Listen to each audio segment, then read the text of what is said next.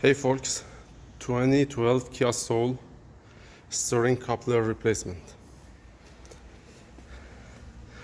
Trying to get the job done as fast as possible without removing the steering wheel and the airbag stuff, all the wires down there.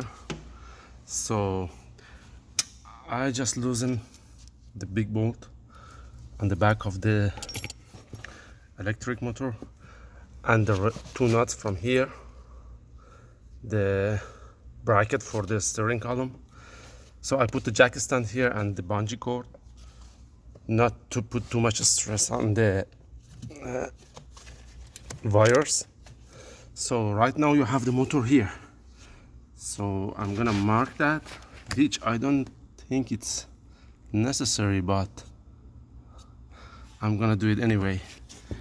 Take the stars off and should be ready just like that. Let me see, sorry about the less light, but they're gonna see this is the, and we have one more down there right here. Let me see. Yes, see how bad is it? All is gone. So I'm gonna put the new one. I ordered already, it's on the way, and put it back together and good to go. Thank you guys for watching.